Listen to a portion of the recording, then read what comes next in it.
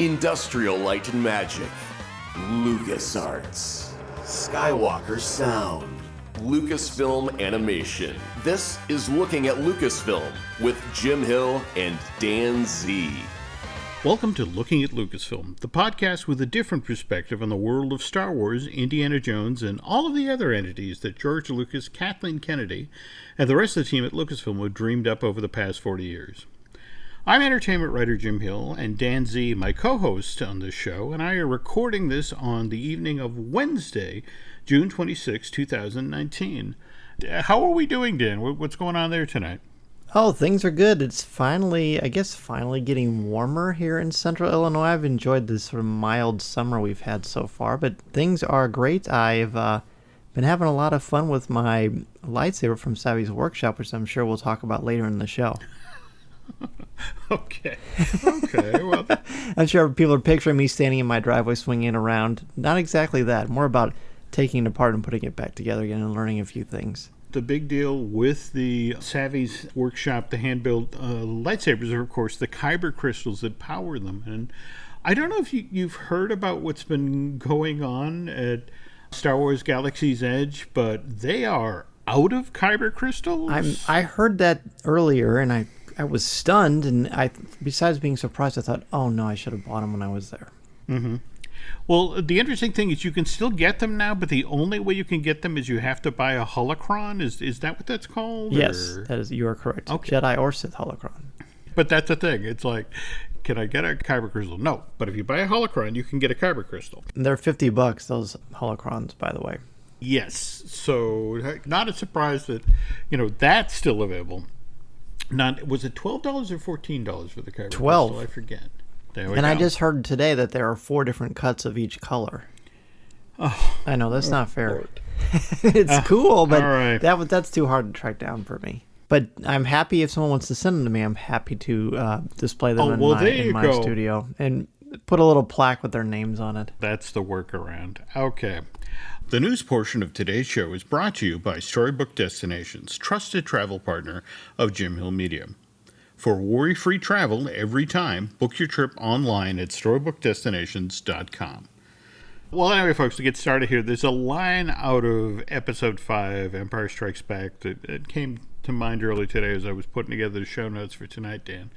It's when Master Yoda is in his teeny tiny house on the planet of Dagobah, and he's complaining to Obi-Wan's Force Ghost about Luke, about all his life he looked away to the future, the horizon, never his mind on where he was and what he was doing. That's right. There we go. And so my apologies to Master Yoda. This is certainly a good thing to live in the present, but there is so much going on right now with Lucasfilm that forces us to look to the future. For starters, did you see Mark Hamill last week was doing a lot of press out ahead of Child's Play? He's the gentleman this time around who's voicing Chucky in that movie? Yeah, that's right. Pretty creepy. Okay. But of course, if you got Mark Hamill on the red carpet, you're going to ask Star Wars-related questions. And the interesting thing is a reporter from the Associated Press asked him about Episode 9, Rise of Skywalker, and if he'd be appearing in it. And Mark confirmed that. He said, yeah, the peculiar aspect of the Star Wars mythology is if you're a Jedi, you get to come back, make a curtain call as a Force ghost. But the gentleman from the Associated Press sort of followed up and said, so is this going to be the very last time you're going to play Luke Skywalker? And again, Mark was straightforward. It said, I sure hope so. I had closure in The Last Jedi. And which is really nice to hear, actually, because sometimes, depending on who is writing the article or how they want to put a spin on it and make it clickbait, they'll paint it into such a way that he's not happy with The Last Jedi. But, I mean, he's saying he had closure on it. And can you believe people ask questions like this? I mean, you've been doing this a lot longer than I have, but do they really think that Mark Hamill's going to say, well, yes, we're actually going to do Episode 10? I mean, he's not going to say that. Well, if we go back 5 or 6 years, when George was getting ready to sell Lucasfilm to Disney and reached out to Kerry and Harrison and Mark and sort of clued them in that, I'm thinking of doing another set of these, and would you be available? I'm thinking Mark thought it up until that phone call or that visit that the door was closed. Right. In this world, I don't know if you can actually ever say the door is closed. No. I would be at peace with it being done after this one, though, as far as I agree. his story, because I think that there needs to be a beginning, middle, and an end. I think that's important. I agree. But at the same time, if somebody comes back with a decent story or a good, strong reason why, say, a Force Ghost version of Luke might come back, who knows? Could pull on the rope yet again. An interesting thing that supposedly one of the reasons that Hamill agreed to come back and do the Force Ghost thing was that the script for Rise of Skywalker was so strong. In fact, Kerry Russell, who evidently is playing a brand new character in Episode 9, they describe her as the masked scoundrel Zori Bliss, or at least that's how she was described in that amazing Vanity Fair article a month or so back. Right. She was talking about how when they were trying to get her on board for the film, they gave her a copy of the script to read, and she was talking about when she first read the script that JJ wrote, I cried. I mean, who knows if it'll turn out to be as good as the script and it'll remain true to what JJ originally wrote, but it was strong enough that she immediately signed on. I guess based on the other bit of news this week, The Rise of Skywalker must have turned out fairly well. Did you see that news about Kathleen Kennedy promoting Michelle Rejwan? I believe that's how you pronounce her name. She was the co-producer of The Force Awakens, and now she's the producer of Rise of Skywalker. Yeah, tied into, I assume it's all going to be tied into Disney Plus, basically? Not because this doesn't count films, right? It's so funny. If you talk to the people at Marvel Studios, if you talk to people at Lucasfilm, their take on Disney Plus is that it's as big a deal as getting a theatrical release for your film. So Kathleen announced that Michelle is now going to be the new senior vice president in charge of live action development and production at Lucasfilm, and that means she's in charge of all of the theatrical releases going forward, as well as you mentioned, Dan, the Disney Plus stuff. In a weird sort of way, I kind of feel sorry for Rejwan right now because, I mean, the next 6 months are brutal. Got to finish the edit and the mixing of The Rise of Skywalker, which I just found out this week, supposedly 2,000 separate effect shots in this film. It's raising the bar in a ridiculous level. Plus, you've got The Mandalorian, which evidently they will actually renew a show before it goes on the air. They'll announce that there's a season 2 coming of a show that hasn't even aired yet, but that's because it's tested so well and it's been so strong. And I just in the past week to 10 days, I heard that they sort of reached out to the writing room with The Mandalorian and said, hey, we really like what we've seen and we want to talk about season 2. Very encouraging. Yeah, I think that's great news. But yeah, this is a lot of stuff for just one person to work on. Other question, did you see the news coming out of Japan about how The Rise of Skywalker has a different name over there? It's Dawn of Skywalker? I saw that. I mean, the literary educator in me certainly was intrigued by that as well. I actually got wind of that through our Coffee with Kenobi Twitter account because Lisa Dillard runs our social media, and she posts the news stories on there, on our Twitter feed. So I saw it there, and then I thought, well, I wonder if this means something different. But really, dawn is just essentially as the sun starts to rise, and Skywalker, it's called The Rise of Skywalker. So really, it's fairly similar, but I can certainly see the literary elements of it. Okay, just that I wanted to run that by my favorite English teacher. It's an eyebrow raiser for sure. But you know me, I try to deal with what is, not what might be. It helps me manage my expectations. That's an excellent way to approach it. Now, speaking of stuff that obviously showed up on your Twitter feed this week, what did you make of what just happened in regard to the tickets to the Star Wars Celebration in Anaheim in 2020? And before we get started here, Dan, I just want to kind of put this out there. 2 years ago, the tickets for the last Star Wars Celebration, which you went to, Dan, the one that was held in Chicago back in April of this year, those tickets went on sale on June 5th, 2018. By June 6th, the next day, 90% of the 5-day tickets to this event had been sold, and by the 7th, another day later, that block had been completely sold out. So we contrast this with what just happened earlier this week. So tickets to the Star Wars convention, it's going to be held at the Anaheim Convention Center in August of next year, went on sale June 21st at 12 noon East Coast time, 9 a.m. Pacific time. This time around, within hours, both 4-day tickets and the VIP level Jedi Master package were completely sold out.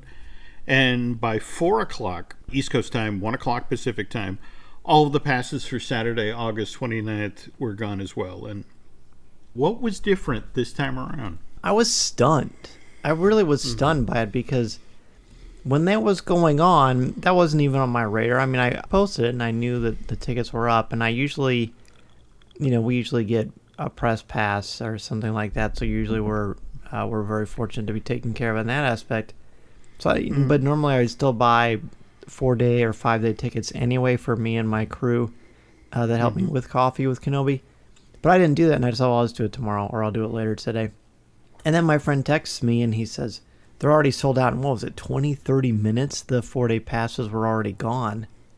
I couldn't believe it. And then I said, well, maybe you should just get a couple of the individual 1-day passes. And then the Saturday one was sold out. And then the Friday one, I believe, is sold out now too. And of course, they're a little more expensive that way.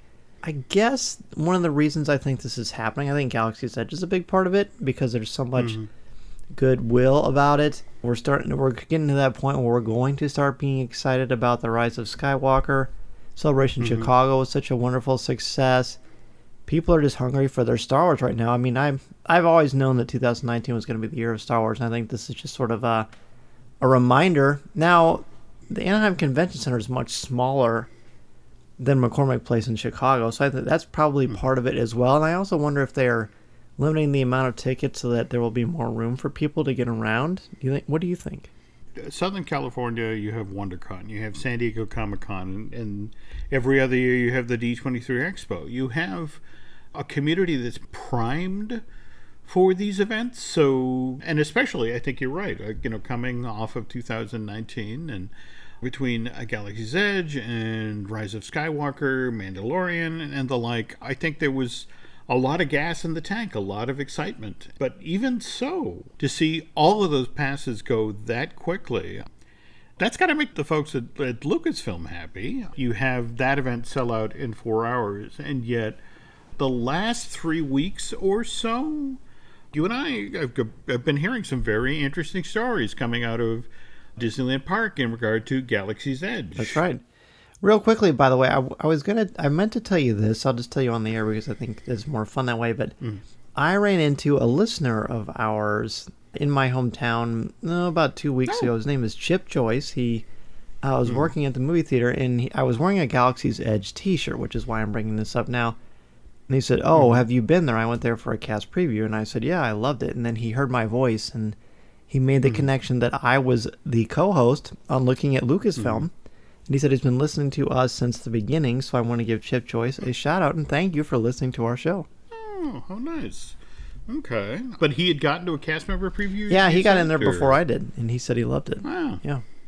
That is the mantra. When people get in, they love what they see, but the 3 weeks after the media event, the press preview, what with people having to make advance reservations and Disney really pushing hard on putting that mantra out there to the effect of, that you need a reservation to get into the park. They actually had some issues with far lower attendance than they had anticipated. In fact, I think Len was telling me about how folks who had reservations to go into Galaxy's Edge actually get contacted by Disney and were like, hey, I noticed you're only bringing one friend with you. And how would you feel about bringing 2 friends, 3 friends, 4 friends? So we had this artificially low attendance during the 3-week reservation period for Galaxy's Edge in Anaheim. And it's like, okay, on the 24th, we throw it open to the general public. And this is when the deluge happens. This is when, the wall of humanity. And that turned out not to be the case either. That they've actually, don't get me wrong, I guess they've got a an app-based reservation system in place. But the crowds have been very, very manageable. In fact, there's been a lot of great feedback from people who've actually gone to the park over the course of this week and have talked about, we walked right in and the cast members couldn't have handled the crowds better. I guess what's kind of interesting is the whole Smuggler's Run thing. Yeah. That early in the day, I mean, everybody walks into the land right now and just goes straight there. That when they're not grabbing reservations for Oga's or Savvy's workshop. Do you have to get reservations for that? It's on the app, or if you see a booth with a cast member, but do you actually have to have a theme park ticket? It's not like you can do it in your hotel room at 5 o'clock in the morning, right? Well, no. In fact, that's what's kind of interesting about the app is you can't do it from home, and I'm not sure if you can do it from your hotel room on a Disney resort property. My understanding is it's a proximity thing that you actually have to be inside the park before they'll register that. That makes sense. That's more fair. Yeah, but at the same time, I guess on opening day, Oga's initially went clean for its reservations for the day, and I want to say 22 minutes, and Savvy's went clean in 22 minutes. But the interesting thing is that then over the day, because people would change their minds, there'd be openings in the schedule. So there was actually a lot more flex to it than people had initially anticipated. This really is an example of how excellently they are managing and making this happen. I think this is at least from my mind, I'd be interested to see what Len thinks. It seems like an organizational marvel, and the fact that they're able to create this buzz, but also make it manageable and possible for you to experience it. I think that's great. When you talk with Disneyland, the folks actually work at the resort. They're having conversations now with Phil Holmes' team. Phil Holmes is the gentleman who's the vice president in charge of Disney's Hollywood Studios. And of course, their version of Star Wars Galaxy's Edge opens on August 29th. And the belief is you only get the one chance to get that first impression. And it's like, we blew it with the whole reservation system. We blew it with the whole, you can't get in without a reservation. We've created a false narrative that they're probably going to spend the summer undoing. They're going to need people to go home and evangelize and say, hey, I walked right in, or when I showed up early. Because there's still sort of this mindset of, that's Star Wars Galaxy's Edge and it's ridiculously crowded and there are long lines. And it's like, no, that's not what's going on here. Well, that kind of brings me to my next topic. I don't know if you listened to the show that Len and I did, the Disney Dish with Carly Weisel. I did. On this particular show, Carly was driving the bus. Carly had been there for the media preview, and she gave us wonderful intel on Star Wars Galaxy's Edge. She's been back into this land, I think, more than anybody on the planet. Who's not named Trowbridge. Well, yeah. All right. Maybe Scott has an hour or two on her. Because she's gotten so much time inside the land and seen it at, various different crowd levels and operationally. And Carly, I want to say it was her Instagram feed rather than her Twitter that she put this up, but she had this wonderful insight into what could be a real issue going forward for Galaxy's Edge. And she kind of zeroed in on the fact that, remember, they were talking initially about what was going to make this particular 14-acre land different than any other land in a Disney theme park. That was the concept that your reputation would follow you as you went through the land. Right. Bob Chapek actually at the D23 Expo back in 2017 who floated this idea. You're on the Millennium Falcon, you're on Smuggler's Run, and maybe you bang up the Millennium Falcon, or maybe you have to jettison your cargo. And as you came off the ride, the idea was that you'd go back into the land and you'd go to Oga's Cantina, and it's like, and the bartender go, you're the guy who had to jettison your cargo. Hondo's looking for you. Which sounded like an amazing element, an amazing idea. The problem with that is you actually have to have a way to carry your reputation with you, which in Orlando is easy enough because of Magic Band technology. I've been trying to get confirmation of this, but supposedly as you are entering the cockpit of the Millennium Falcon, the last thing the cast member does before stepping out of the space is they're supposed to note who's in what position by clicking on the magic bands, and then your reputation of what you did on the ride carries with you. For the average family, because of the expense of traveling to Orlando, maybe it's not a once-in-a-lifetime thing, but it's a once, if you're lucky, say once every 3 years, or once every 5 years, or even once every 10 years. So the folks in Orlando who have the Magic Band technology, who can have the reputation follow them around, they're not going to have the chance to get in multiple flights on Smuggler's Run. Right, not at least not initially. Not initially. Whereas now if we switch to the West Coast, Disneyland Park supposedly has 1 million annual pass holders. In fact, that's one of the reasons that they didn't do annual pass holder previews, whereas for Walt Disney World, they've already announced that for certain tiers of annual pass holders, they will be previews of Galaxy's Edge out ahead of the media event in August. In Anaheim, because you have these folks who will go to Disneyland every week, sometimes multiple times a week, there are going to be people who actually figure out the absolutely best way to fly the Millennium Falcon. They're the ones who are going to get the amazing mission that, where they succeed at all levels. And they will eventually become an ace pilot. But there's no way to record that. Or at least not now. When you were there, Dan, did you get to use the Inland app that would allow you to sort of scan what was in crates and decode signs? Yeah, I did. It was amazing. It was a lot of fun. It wasn't even buggy, which I thought was impressive.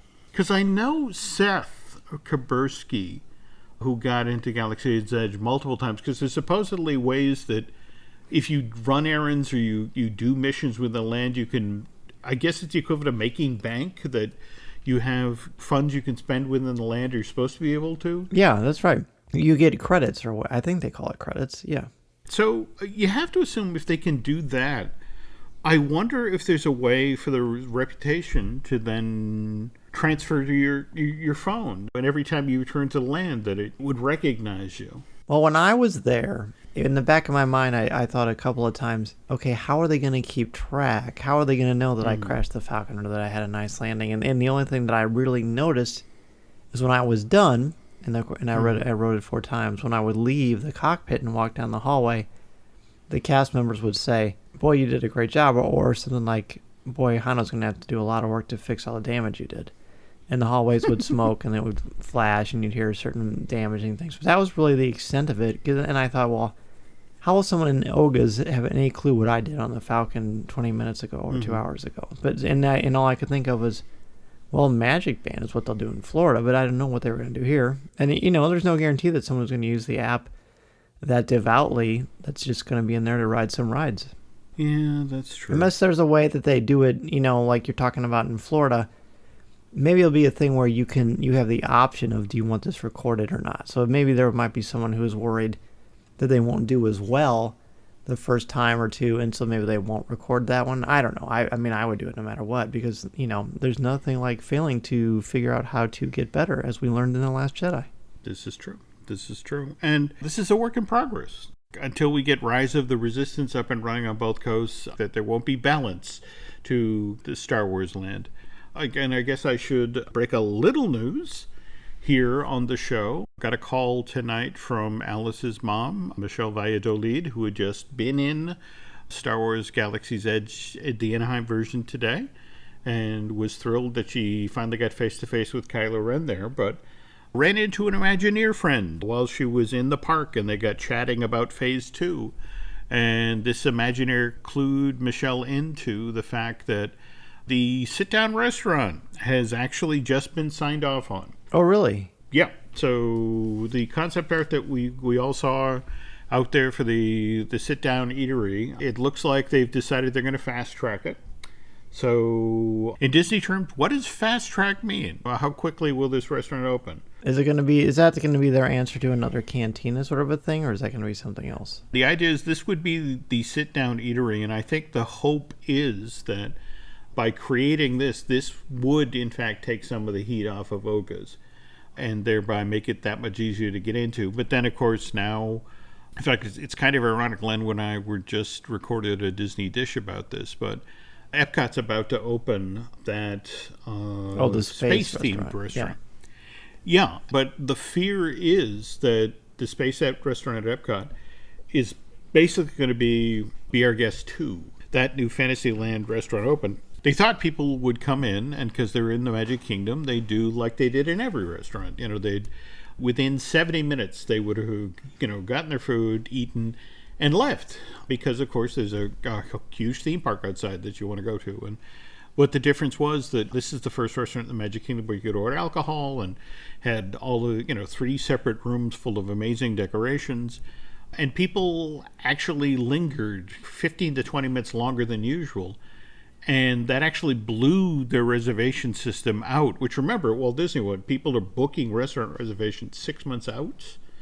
And they had to redo all of those reservations because of the fact that people were lingering as long as they were. And in fact, that's really kind of the fear with the Space Restaurant, that because of the amazing view out of that 240-foot-long video screen that wraps around the room, supposedly has you 220 miles up over the surface of Earth, that people are going to loiter over dinner. And it's just sort of like, how do you turn those tables? And so I guess that's the interesting thing about the Star Wars sit-down restaurant, is that how do you turn the tables? Are you going to do, is it going to be a dinner show kind of a situation where you turn the entire restaurant? Or how are you going to get people to leave a Star Wars environment?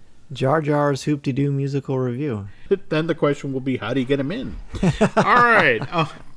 Thanks again to Carly for putting these thoughts out there. And again, a very, very interesting insights into how Star Wars Galaxy's Edge operates and the challenges Disney faces going forward.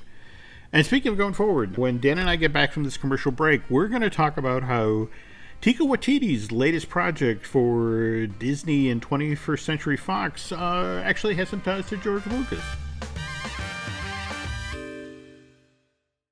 This episode is brought to you by LifeLock. It's Cybersecurity Awareness Month, and LifeLock has tips to protect your identity. Use strong passwords, set up multi-factor authentication, report phishing, and update the software on your devices. And for comprehensive identity protection, let LifeLock alert you to suspicious uses of your personal information. LifeLock also fixes identity theft, guaranteed or your money back. Stay smart, safe, and protected with a 30-day free trial at LifeLock.com/podcast. Terms apply. This episode is brought to you by LinkedIn. Psst, healthcare pros, word's out, and it's too good to keep quiet. Look, LinkedIn is revolutionizing job hunting, making it possible to search by specialty, shift preference, and salary. Endless scrolling is out. Whether it's a mental health therapist or dental hygienist, finding the perfect role is faster and easier than ever. Head to linkedin.com/healthcare and start your search today.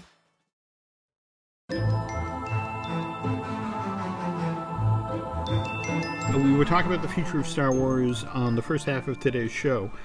Wanted to remind all of you to circle November 5th on your calendars. That's the day that Dark Horse Books will be sending Star Wars Rebels, the Art of the Animated Series, out onto store shelves. I got lucky enough to see some of the stuff that will be featured in this 216-page hardcover, Dan. Oh, it's a gorgeous book. I can't wait to see this. Yeah, I love Star Wars Resistance, which, by the way, has been picked up for a second season and is supposed to get underway again this fall. But Star Wars Rebels has a real... I have a soft place in my heart for that, largely because the look of the TV show came from all of that great early concept art that Ralph McQuarrie did for the very first Star Wars movie. And I just love the fact that they carried that forward into the show, and it gave it such a different look from, say, Clone Wars. Was there an aspect of the McQuarrie stuff that you particularly liked, Dan? Or? Well, I mean, it's all over. It's so nuanced. I mean, the look of Zevarillios is inspired by the original design for what Chewbacca was going to look like. Chopper, and the way that those little wrench hands come out, is based on an original thing that McQuarrie did of R2-D2. I mean, there's so much that was put into this show that was inspired by Ralph, and Doug Chiang has talked about that too, and how that affected Galaxy's Edge. This is going to be great. It's going to be like having a Star Wars Rebels museum, and to me, I ranked Star Wars Rebels as a series just below the theatrical films. I love that series, so this is going to be a must-have. Yeah, no, I agree. But again, folks, that's coming in November. And speaking of early Star Wars, I have to admit, Dan, I was kind of amused early this week when I saw that Disney and 21st Century Fox had approached Taika Waititi, the director of Thor Ragnarok, not to mention the talent behind FX What We Do in the Shadows TV show, which is actually based on Taika's 2014 mockumentary, The Modern Day Vampires Living in New Zealand. No, I haven't even heard about it. It sounds cool though. Oh, it is so ridiculously funny and sweet, which is not something I think people expect from a story built around vampires, but they're very anal retentive vampires. They're very fussy, and the TV show has them relocating, or a different set of vampires relocating to Staten Island in America and dealing with modern day life. And Taika has been asked to try and crack Flash Gordon, which Disney and Fox are hoping to turn into an animated film that they can then turn into a franchise that this mega entertainment corporation, God, Flash Gordon Land? Oh, I don't even want to think about it, Dan. As long as Queen does the soundtrack, I'm good with it. Yes, there was the film in December of 1980, and let's be honest here, when Star Wars came out in the summer of 1977, by fall of that same year, Universal had acquired the film rights to Flash Gordon. They spent millions, whereas if you jump back to 1935, the Alex Raymond comic strip, the newspaper comic strip that Flash Gordon was based on, they got the rights back in 1935 to make a movie serial based on this for just $10,000. The first Flash Gordon serial came out in 1936, 13 chapters. It was so popular, Universal made 2 sequel serials, 1938's Flash Gordon's Trip to Mars, and then 1940's Flash Gordon Conquers the Universe. But the interesting thing is, of course, is the 40s give way to the 50s, and we see the rise of television. And Universal, for one reason or another, let its film rights lapse. And those film rights to Flash Gordon went back to King Feature Syndicate. So now we have young George Lucas sitting at home, watching on television the Universal serials for Flash Gordon, and he loves them. Now jump ahead to 1971, Dan, and George has finished working on THX 1138. He's written the script for Radioland Murders, which we talked about in our last show, and he's looking ahead to what he could do next. And he and Francis Ford Coppola, in May of 1971, have made a trip to New York City. And George, has a free afternoon, so he decides to swing by King Features and talk with them about whether or not the film rights to Flash Gordon are available. Then it turns out that, yes, the King Features guys would love to talk with him about a movie, but they have a very specific plan in their mind. George is trying to sell them on the idea of, all right, what if we take the Flash Gordon movie serials, but what we do is we take those effects scenes, the ones where you can see the spaceship with the sparkler stuck, in the exhaust pipe, and the very obvious wires that are flying it through the air. And what if we do effects that are on the same level of quality, if not better, than 2001: A Space Odyssey? This intrigues the folks at King Features, but they don't want some young kid from Southern California directing this thing. What they want is Federico Fellini, the gentleman who directed 8½, known mostly for his Italian art films. Right. Crazier still, a King Feature is only willing to talk about selling the film rights to Flash Gordon's if they get 80% of the gross of the feature film that gets made.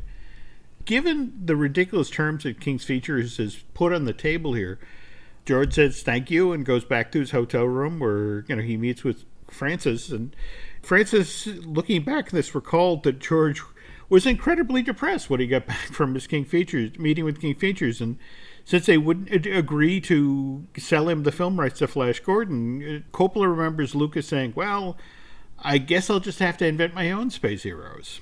We kind of know how that panned out. Thank goodness that meeting didn't go the way he wanted.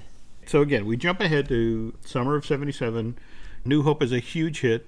So here's Universal, immediately pivots and, renegotiates with King Features to get the film rights. And I understand, again, it was millions to get these rights back. As sort of instead of Federico Fellini directing, sort of the compromise was that Dino De Laurentiis would produce the film. So much of this was aping what happened with Star Wars. I mean, for example, Star Wars, what was it, shot at Pinewood? Was that correct? Yeah. They turned around and grabbed 12 sound stages at Shepperton.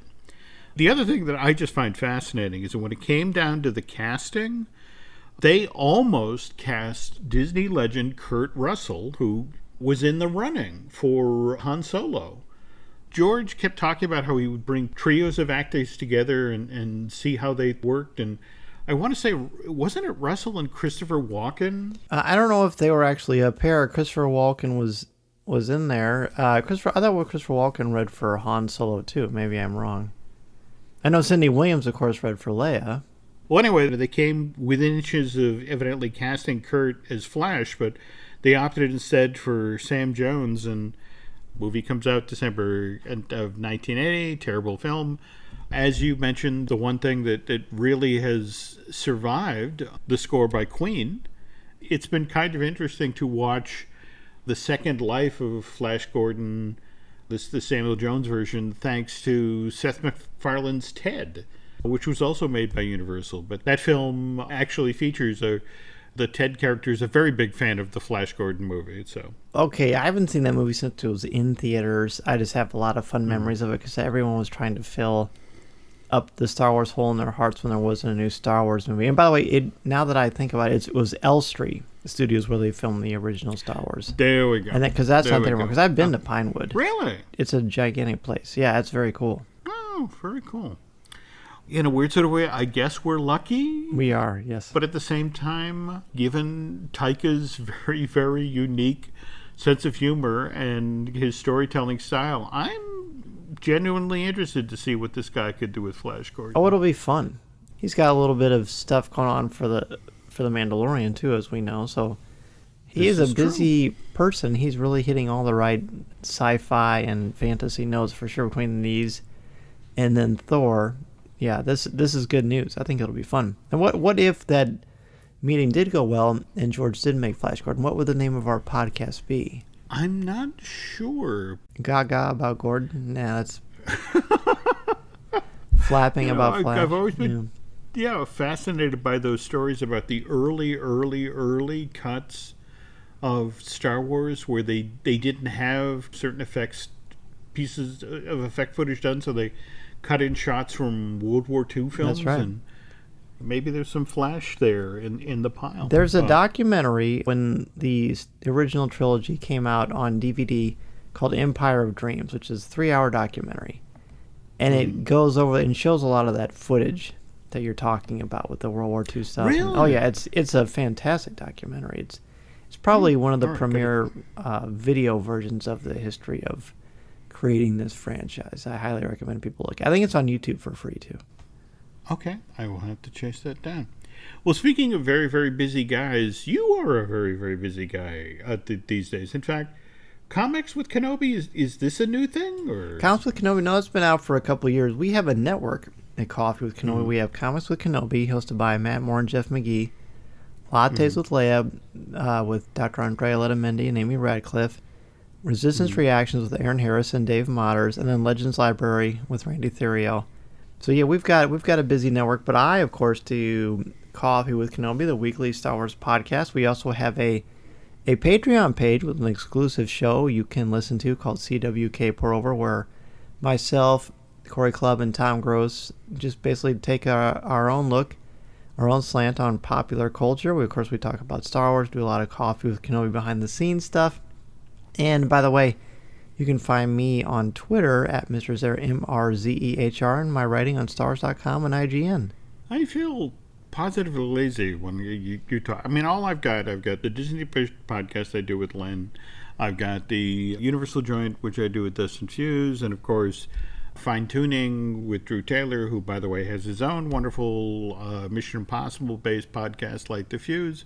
We have the Marvel Us Disney podcast with Aaron Adams.